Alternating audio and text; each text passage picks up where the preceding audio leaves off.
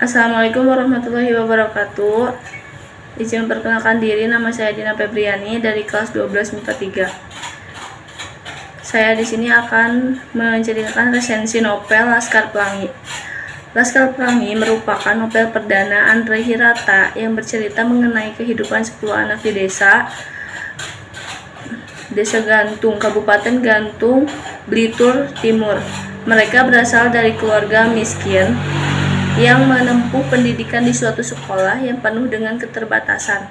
Namun, keterbatasan tidak membuat anak-anak putus asa, justru menjadi pendorong untuk melakukan hal yang lebih baik. Sekolah Muhammadiyah di desa tersebut terancam dibubarkan karena saat itu muridnya hanya berjumlah 9 anak. Saat itu kepala sekolah akan berpidato.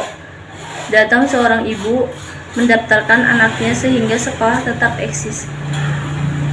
Berawal dari sinilah cerita dimulai. Pertama-tama, pembagian tempat duduk di kelas.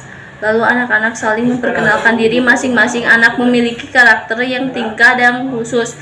Mereka bermain ikal, lintang, sahara, mahar, akyong, syadar, kucai, borek, trafani, dan harun. Mereka adalah Laskar Pelangi. Julukan tersebut diberikan oleh Bu Muslim karena mereka menyukai pelangi. Nama Laskar Pelangi itu pernah membuat nama sekolahnya menjadi harum. Beberapa di antaranya adalah karena jeniusnya Lintang yang ingin mengalahkan seorang guru bernama Dars Julfikri dan akhirnya menang dalam lomba cerdas cermat. Kemudian Mahar yang dipojokkan karena senang dengan okulunutasmi ternyata berhasil memenangkan Karnaval 17 Agustus. Laskar Pelangi selalu melewati hari-hari yang menyenangkan, menangis dan tertawa bersama-sama. Cerita persahabatan 10 anak Laskar Pelangi berakhir sedih. Ayah Lintang meninggal dunia sehingga membuat Ensentin kecil itu harus mengalami putus sekolah. Kemudian melangkah 12 tahun ke depan yang menceritakan Ikal pulang kembali usai berjuang di luar pulau. Kisah-kisah pada novel dikemas dengan indah sehingga membuat pembaca terharu secara emosi, mampu merasakan semangat yang membara dari tokoh Laskar Pelangi.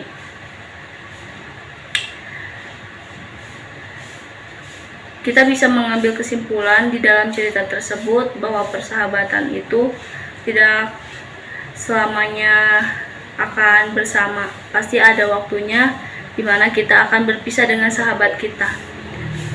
Entah itu karena berjalannya waktu dan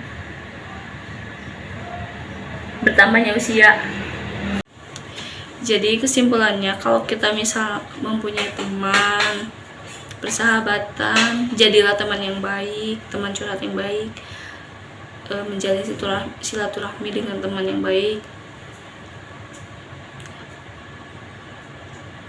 terus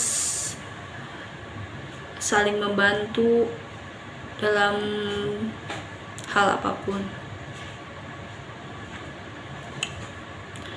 Dari kisah tersebut kita bisa mengambil kesimpulan bahwa persahabatan itu sangat indah. Dengan bersahabat kita mempunyai banyak saudara dan kita mempunyai banyak cerita. Ikal adalah tokoh paling pintar. Ia memiliki minat di bidang sastra yang digambarkan dengan kegemarannya menulis puisi. Ia mencintai Ailing yang merupakan sepupu Aiking. Namun hubungan mereka harus berakhir karena Ailing pergi ke Jakarta. Sedangkan Lintang, teman sebangku Ikal ini sangat jenius.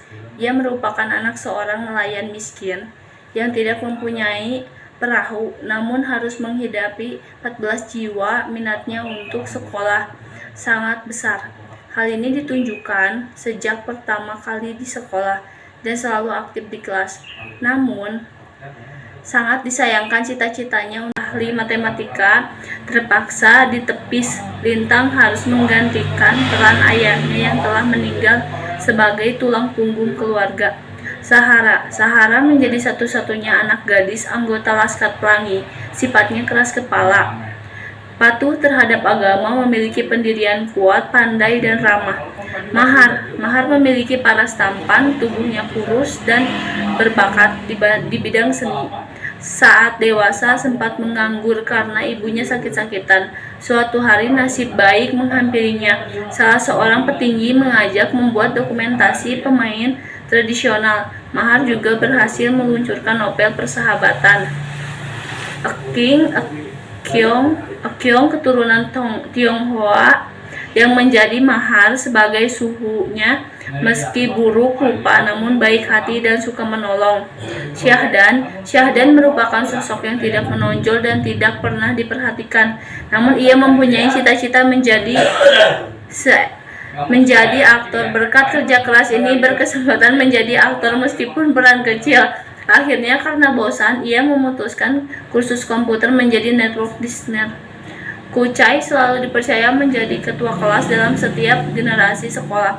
Akibat kurang gizi, ia mengalami rabun jauh dan penglihatannya melenceng. Sejak kecil mahir sebagai politikus dan saat dewasa menjadi ketua fraksi DPRD Belitung.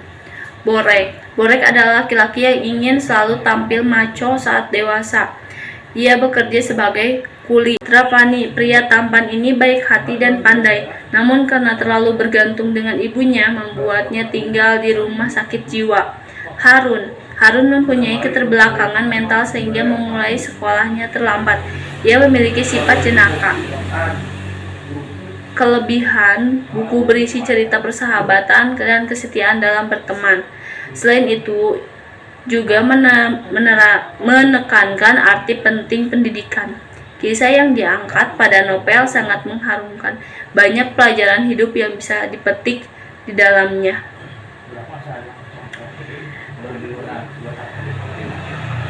Sekian yang bisa saya ceritakan. Mohon maaf bila ada kesalahan kata-kata. Saya Dina Febriani mengucapkan wassalamualaikum warahmatullahi wabarakatuh.